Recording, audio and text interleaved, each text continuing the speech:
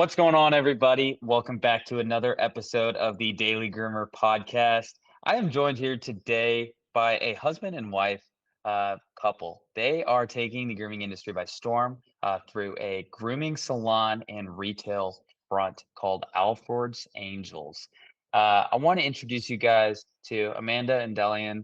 They are so gracious to be here today. Thank you guys so much for coming on and for joining us. Thanks for having us. Thanks for having us. Perfect. So I want to start a little bit in the early days, pre-retail store. You guys didn't grow up with Alfred's Angels. How did you guys get into grooming? And I know, Amanda, you are more of the groomer of the two. I'm not sure if we trust Delian with a pair of scissors yet.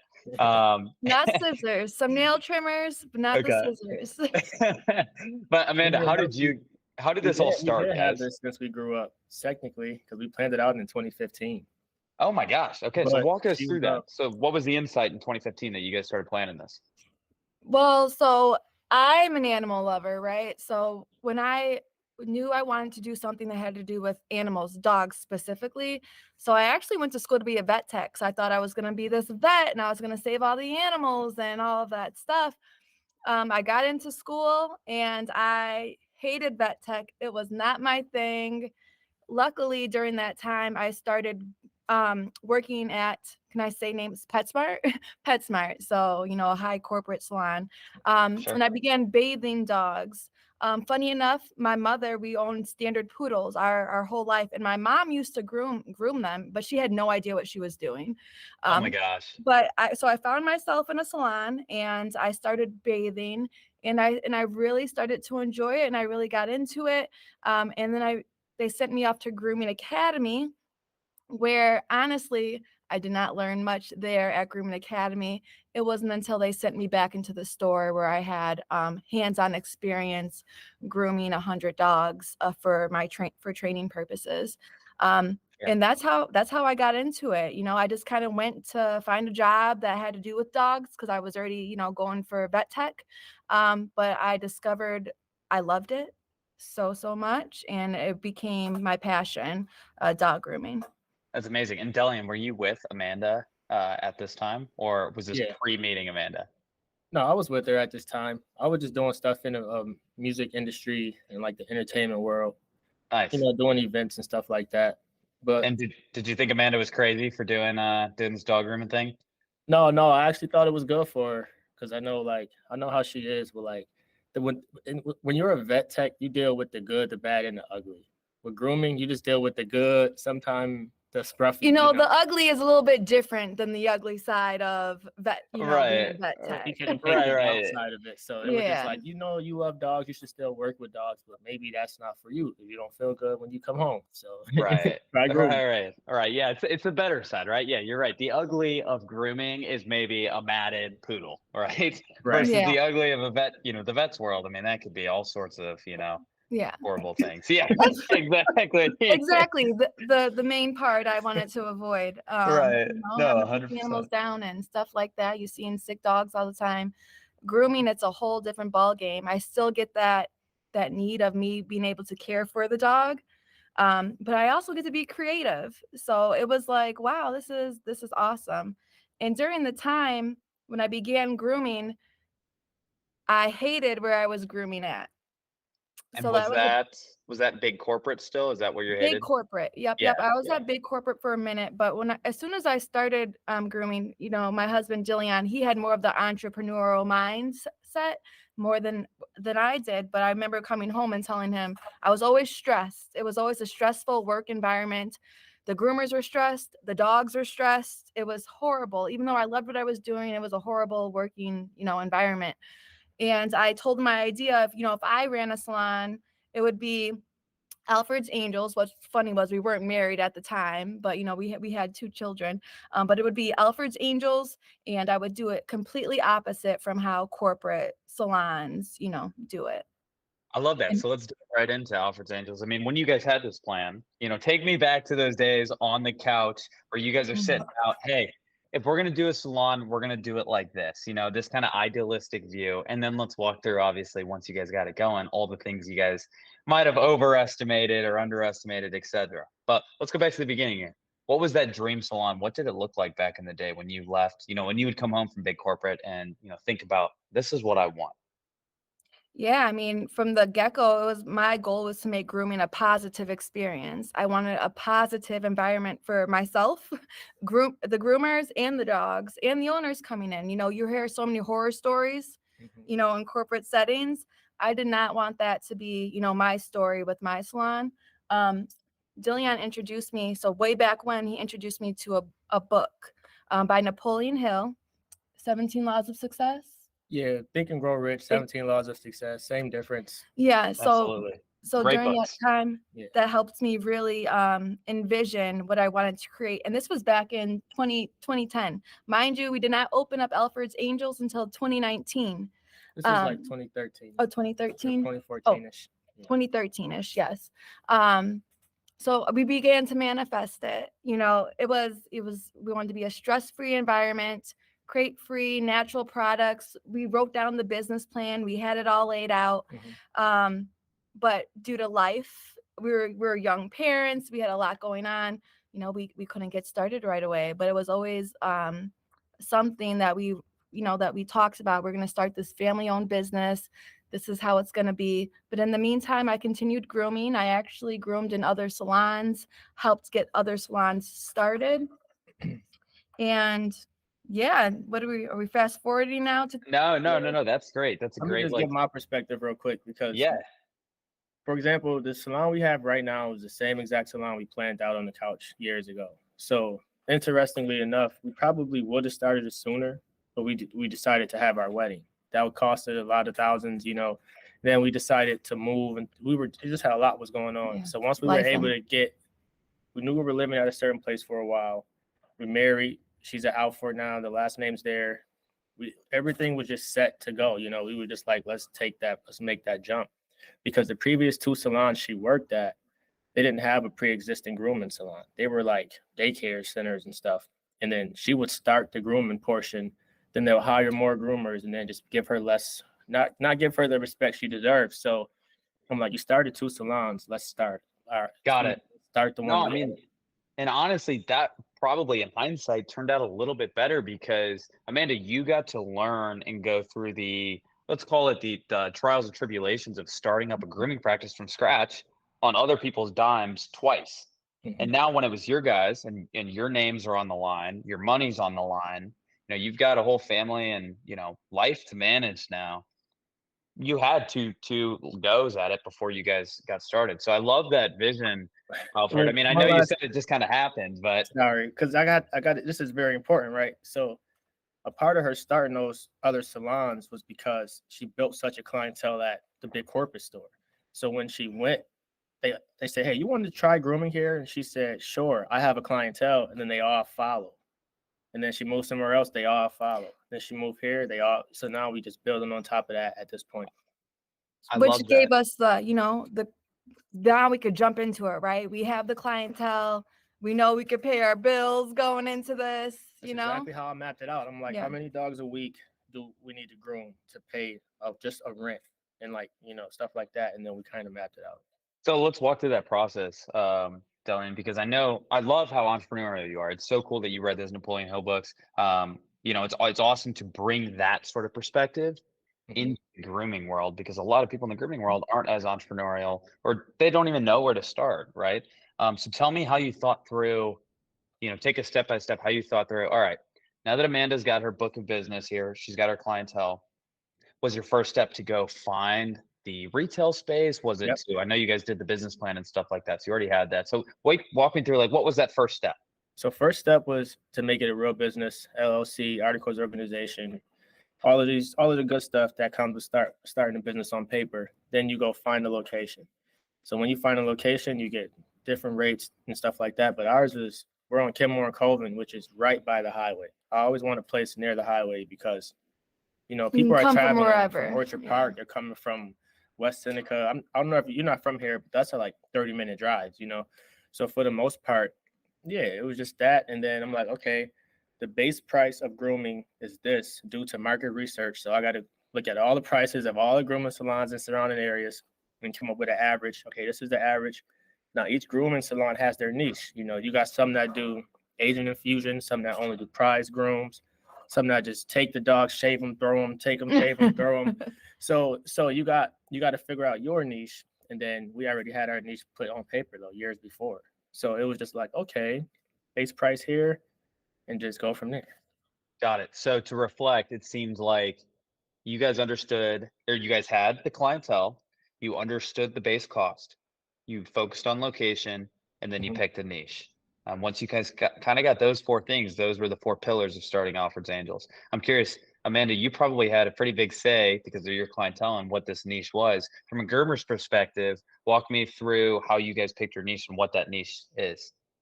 Well, I think our niche was really natural to us and who we are, right? We're positive people. You know, we want to give a positive experience. I'm a people's person too. I think you'll hear from a lot of groomers, you know, I started grooming because I don't like people. I only like dogs. It's like, no, you have to be a people person. And we're both people person. I'm such a dog lover. So my niche was really natural just to create that vibe, that family vibe. We're super family oriented. So I want it, you know, my customers are like family to me. And I think you'll find different in other salons. You know, you're just, oh, foo-foo's coming in to get, okay, you know, we really build that relationship. I'm really big on communication.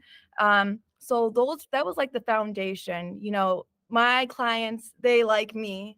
And, you know, and I also had the skill and the love, you know, to really produce some really great grooms. So that's kind of how I picked the niche. It was really natural. So in the salon, you'll notice that we're crate free. We're one-on-one grooming. That was huge for me. Mhm. I did not want to have chaos in the salon and all these dogs in there barking and stressed out. So just being one-on-one was huge. Probably like the main piece of it. And then we use So all let's natural products. to clear that up too, one-on-one meaning someone walks in, you groom the dog, and then they walk out with that dog before another one comes in. Yeah. Right.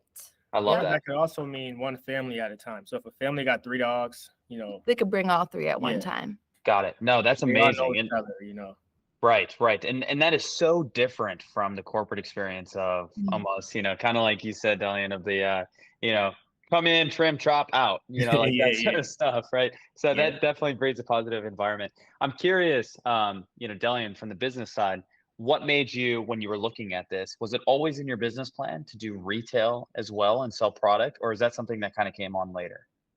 Yeah, I feel like in any industry, it's essential to maximize the growth. So, but the way to do that is you got to wait for the momentum and then you capitalize on it. So, once we started to get the grooming salon going, a lovely individual named Kelly Newton came into our salon with these flyers and this dog food samples like, hey, boom, boom, try this. Let me know what you think. All natural, no additives, no preservatives.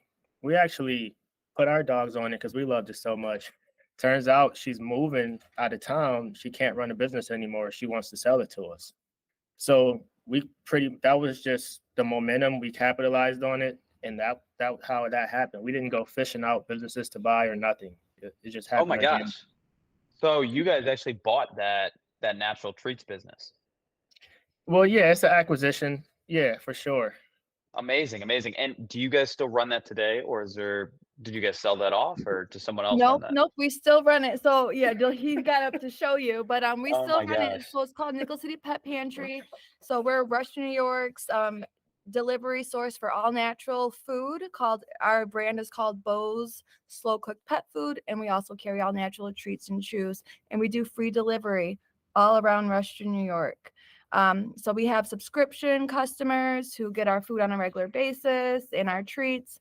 So it was a no-brainer. It was a great piece of the puzzle. You know, we already offer quality grooming, huge on that. So we wanted to be able to offer quality food and treats. Yeah. That's amazing. I mean, that is quite the endeavor you guys have taken on. Do you guys do So very this right cool. here, right? This is the cow cheek. No rawhide, 0% rawhide. This is straight up cow cheek, rolled, dried. You see the rubber band marks, and then they're very like good quality until the dog starts to eat them. Then it'll soften back up until like the natural cheek state. but it's still like all organic chews. Or I hate to make this CVS, but like these are like our rabbit burgers. This is really like rabbit meat. It's freeze dried. They all have expiration dates, of course, but they sell out before that. Yeah, so That's we really amazing. try to go for the all natural. Right. And the reason So why that's burger shaped, because that was like when humans are eating Oh my burgers, goodness. try to, the dog get a burger too. Like, right. I love that. I mean, you guys really embody this idea that the dog is truly a family member. I mean, a positive 100%. experience. You would never put them in a cage. You've got natural food, the stuff that you guys would eat yourself. I absolutely love that mantra, and that is such a good vibe to bring to the grooming experience entirely, because dogs can be very scared and frightened of tremors and Yep. buzzers and stuff like that. Yeah, it's not always, sunshine and rainbows in the salon. Like you have the dogs that absolutely love the experience, but even since COVID, you got the dogs that are extremely fearful, have a lot of anxiety. So when they come in the salon, all I can do is make the experience as best as possible for them, keep them comfortable and work with them. And, in our setting, we can do that. We can really work with the dog. We don't have to just throw them through this scary experience. Absolutely. Absolutely. And I want to cover something you just talked about there. So I know you came, Amanda, with a book of clientele, but I was doing some peeking on your guys' Instagram actually before our episode. And I noticed that y'all do some pretty cool marketing things. You guys have been on I think it was the Good Morning Buffalo show. I might have Yeah, mistaken the daytime exact buffalo. Daytime Buffalo show. And then you guys also do something with the Bills. For everyone out there, that's the football team up in Buffalo, New York. You guys do something with their dogs as well. Oh, So yeah. first, I mean, you guys have some crazy marketing things. Walk me through, is that kind of a key driver to new business? Is that something you guys really just do for PR? What's kind of the purpose of doing some of these out of the box marketing things? So you want to take this? I mean, I would say honestly, our main marketing tool is word of mouth. I love that. Believe it or not, like it's not even shooting the videos, it's not even getting on the news. Yeah, 'cause we're Bills fans. It's word of mouth. And as far as grooming for the Bills players, it happened organically. Dylan, do you want to tell the story of how it I happened? just hit up Jordan Poyer, JP. He wrote me back. We got to it. And then next thing you know, Hyatt came along, Dawkins came along, Jerry Hughes came along. They traded him. But then we got Kumaro. Yeah, so we had Josh Allen. You're kidding. I'm not kidding, man. We've got. It started off with a simple DM, honestly, from Dylan, and then word of mouth. And they shared us, they shared our business with other players. And yeah, we've been grooming Bills players for I think almost 3 years now. Yeah, we got one tomorrow, the new one. Oh yeah, we got a Bills player tomorrow. Yeah, super excited. So to just kind of talk about what you mentioned with the event that we have, right? So this is our second annual meet and treat the Bills, or the dogs of the Bills. So people actually get to come out. We do it at this awesome venue called Barkology. It's an indoor dog park and bar. But people get to come out and meet our clients that we groom for. And people love meeting the players, so to meet their dogs, it was such a fun experience last year. And the main piece of it is that we're raising money for some nonprofits. So we're big on giving back. So we are giving back to 3 local nonprofits here in Buffalo with a basket raffle. So yeah, we just kind of created a really cool event where we can implement the Bills dogs, we can give back, and it's just a really fun time. Yeah. That's amazing, guys. That is so cool. I don't think many people can say that they've groomed a professional football player's dogs before. And I love how simple it all started, Dillian, with just like, I feel like a lot of people make big, think that everything has to be this big plan that, oh, I can never groom, a celebrity's dog or a professional football player's dog. Like, I don't even know how I'd get to them. But you're here just keep it simple, try things out. If an Instagram DM doesn't hit, try something else out. But it's like at the end of the day, you don't have to overthink anything here. If you have a good quality, like you said, Amanda, and you just get one of them, the word will spread. I mean, word of mouth is the most powerful tool as long as you have quality grooms, and it sounds like you guys do. And I love it how much pride you guys take in it. One thing I wanted to bring up, Amanda, that you mentioned earlier, is one of the core values that makes you guys a little bit different than some of the corporates is that communication that you have with your guys' clients. Mm. Give me some insight around that. What are some things that you guys do to make your clients feel really valued? Yeah, I mean, like you said, communication is just key. So just being able to talk with them. When I first started off, I had a cell phone. They can text and call me all the time. But, then at some point you got to start setting some boundaries, right? When you start to get, too big. So, they can call us anytime at the salon. We also have a text messaging system where they can write us. And we have a few other groomers now, so we can just be in contact with them for whatever reason. I mean, it's nothing big. It's just talking to them as if they were your friend, if they were family, really just building that relationship. Um, No, that makes sense. really, That makes total super sense. easy for me. I don't know. Yeah, because you're friendly and bubbly, and I feel like, Yeah. good communication goes a very long way, especially while you're a busy business owner. I mean, I know I would appreciate the heck out of that if I'm getting, communication from you guys, that's very transparent. You guys have mentioned, Delian, right in the beginning of the call, you mentioned you guys have, kind of a big team now. Walk me through, when was that moment that you guys decided you needed to expand your team? And then we'll walk through a little bit about how you guys actually did that. Yeah, so pretty much back to the momentum thing, the cancellation list got too large.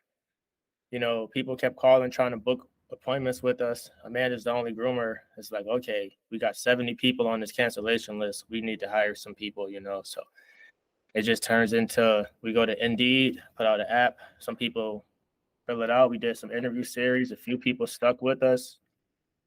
And that's how we're still going today. Yeah, but picking, the right groomer is huge for the business, right?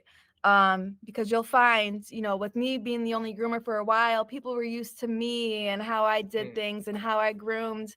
And every groomer has their own little different style with how they communicate or with how they actually, groom the dog. So, you want to find someone who's experienced. Like for me, having an experienced groomer join me was huge.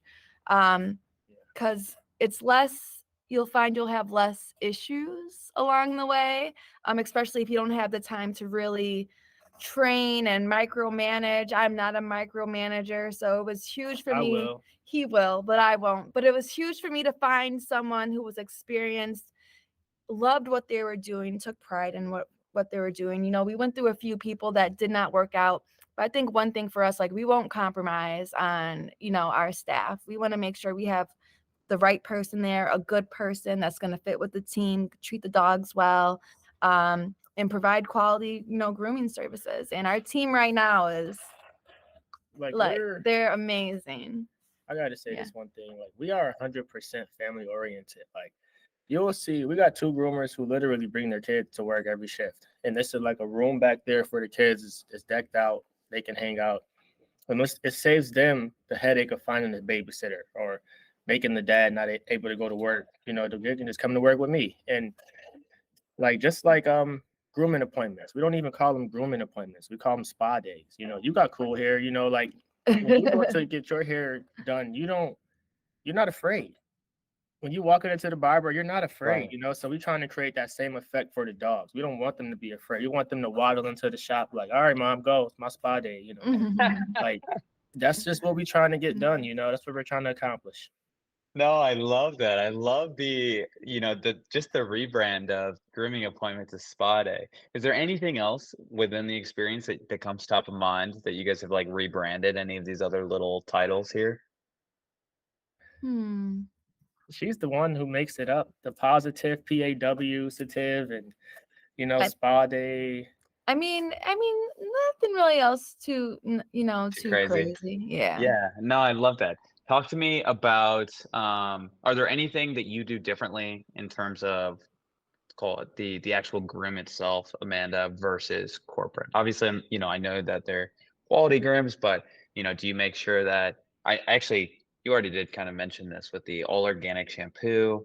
What are some of those things like that that are a little bit different, about how you guys set up your shop with those sort of ingredients and that sort of stuff versus some of the way corporate does it?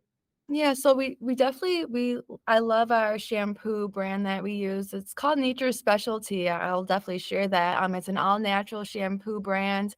They have lots of different scents and all filled with essential oils and all that good stuff to really help the dog's skin and coat. Um, but I think the biggest difference from corporate is really that one-on-one. You'd be amazed. You'll in a corporate salon, most of the times the dog comes in, they get a quick bath and they get thrown into the kennel with a blow dryer on them. And then the person will start the next dog, bathe them, throw them in the kennel, then take out that other dog and then start grooming that dog, again. It really just dogs are layered on top of each other in kennels barking because there's like so many groomers in there. That's So horrible. it's horrible. It really is. So we really just to minimize as much chaos as possible. We know times can get busy and some dogs can be loud and like to bark and talk and all that. But really our goal is just to minimize it as much as possible. That makes sense. I've got two final questions for you guys, which I think you guys will have very interesting answers to. The first one, and I want to start with you, Dillian, is about um, being a business owner. What was what's the hardest thing you guys have had to go through as a business owner? From the beginning to now, where you're standing. What's the hardest, trial that you've had to get through? The hardest trial, I would say, not being able to control everything. So we had a situation at the shop where Amanda and I was on the way to New York City. We almost had to turn around, that was a scary one. And a few similar ones like that, to where like you want to be in control of every single scenario, but you just can't. There's no way possible. So you got to put the people you trust in those areas and rely on their communication and stuff. But I can't name one specific thing because there was like a few incidents, but I don't, want to publish anything too wild. But No, for the most part, absolutely. I I think the think toughest thing is not being able to oversee everything as much as you would like to. No, I love that. I love that, and I think that's what really wanted to show there. I didn't obviously don't want to put you guys on the spot with anything that may have been a little personal or anything like that, but No, just no, showing that, yeah, just showing that it's not all rainbows and puppies. It is still challenging to be a business owner, and even though it looks like how far you guys have come and how excellent your team is now and how excellent your clients are, and you guys have built such a cool brand around who you are and what you do. It came at some, hey, we had to go through some hard things, and as long as we kept going and you guys had each other, we were able to get to that other end. yeah. Amanda, what about you? So I guess I would say two things. One thing is one of the challenges finding the right clients for you, right? Not everyone's your client, and I had to realize that. Not, no matter how much of a good job you do or you put out, not every person is the person for your salon. So don't be scared to weed out those people. And for me to kind of weed out those people, we did have like a price change and a price changing system, which did help. But, I always want to make sure that, we want to attract the people who are similar, to us in our values and what we do. And I think we do a good job naturally doing that. But, it can be challenging having to deal with those customers who are not the right fit for your salon. But I would say challenge number two, with us being husband and wife and having 4 children, it's just finding that balance sometimes, right? You got to take it day by day. Not only do we own the salon, but we're both operating. We're both in here every day. Even in our retail shop, I mentioned we do free delivery. We're out delivering. So it's finding that balance with family and work. But the way we roll is we try to morph and combine and find the harmony within it all. But it can be challenging. So, it's a big challenge. We Man, have a 5-month-old, we have a 2-year-old, a 10 and a 7-year-old. So throwing all that in the mix with owning a business, which is also our baby, right? It brings a lot of challenges, but you just gotta stay determined and have your goals and just know it's all good. Give yourself grace during those hard periods. And that's why you shouldn't completely like cut out the big box stores. Yeah, they do things a lot differently, but when it comes to like creating that filter for certain customers you essentially don't want to deal with as much, they go to those big box stores. So we need those guys there because we're sending them business. Yeah, so It's like Absolutely. a give and take, you know. Yeah, yeah. I mean, there's a place in the market for everyone, and I think it's cool Exactly. that you guys pointed that out because you should be setting filters and boundaries for the clients that you accept, especially for as busy as you guys are, and the demand that you do have. You shouldn't take someone that's gonna break your back or stress you out or anything like that. Have you ever Yeah. heard of Secret Life of Pets? Yeah, yeah. The movie. You know the woman. It's a woman named Jess Rona. Okay. She groomed all the real dogs that they had to animate for the movie. Okay. She sent Amanda like a care package, like our second year in the business from California. Just Rona, she's a really big groomer actually in California. She She groomed all grooms the a lot of celebrities. celebrity dogs, and it was a simple DM. I wrote her, like, she's one of my inspirations, and I like to learn from her, learn new things. So yeah, she was super down to earth and cool. I sent her a little DM like, hey, I just opened up the salon, and she sent me a care package. It was so sweet. Bunch of Oh my shares, God. Yeah. blades, like just That's hooking her up. amazing. That's so amazing. So it seems like there's leaning on community too to help you get through, new challenges Yeah. is a big kind of lesson to pull away from that. Our last question as we wrap up here is, we kind of just talked about some of the trials and tribulations and maybe the hard parts and the not so fun parts about being a business owner in the grooming space. Talk to me about the best parts. I mean, why do you guys love what you do? Why do you keep going? Oh, yeah. I mean, that's super simple for me. I love making dogs happy and people happy. I'm all about positivity. So be able to just, to spread that, to see how a dog comes in and how they leave, it's completely different, different. Like they feel good when they're leaving. They look good when they're leaving. The owner's happy. So all that combined, just is like, that's what I do, what I do. I think it boils down to making people and their pets happy. Yeah, and I'll make mine shorter. Dogs can't speak for themselves, right? So we have to advocate for them. So even the way we were able to stay open during the pandemic is because when I reached out to the government official, I'm explaining like matting is severe if it goes too long, and it could be like detrimental to the dog, and they allowed us to stay open during the pandemic, and just stuff like that. As we understand, like the dogs don't have that voice. So if they going through something or they got a hangnail that's clipping into they don't know. So and sometimes the owners don't know. Exactly. So Amanda started these seminars that we're going to republish one day, but we got to teach these people how to do the minimal maintenance at home in between appointments, so the dog is just suffering less. You're always comfortable. Always Yeah. comfortable, and yeah. No, I love that. I love that. I love the idea of giving you guys are here to give dogs a voice. I mean, that is such a cool thing to walk away from. Yeah. Guys, I really appreciate it. If people want to reach out to you or even, I don't know if you guys are on social media or what, how can they find you? Shout out your social channels, your website, anything like that. Yeah, well, our social channels are at Alfred's Angels. They can find us. They can email us at alfredsangels.com. You can always DM us on, social media as well. And our website is www.alfredsangels.com. And that's ALFORDS Angels. Yep. Perfect. Awesome. Well, thank you, Dylan and Amanda, for joining us today. You guys have been a true pleasure to talk to. It is so cool to see, true family-owned business thriving today, especially through, the economy and everything that's kind of gone on here.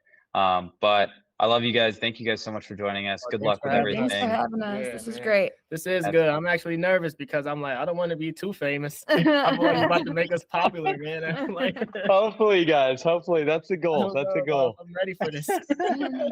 No, I appreciate it, guys. I'll thank you guys so much again for joining us. We'd love to have you back on maybe, 6 months for a check-in or so. Yeah, that's awesome, man. We'll Thanks. be back. It was a pleasure meeting you, Alex. Yes, sir. Pleasure, guys. We'll talk to you guys soon. Okay.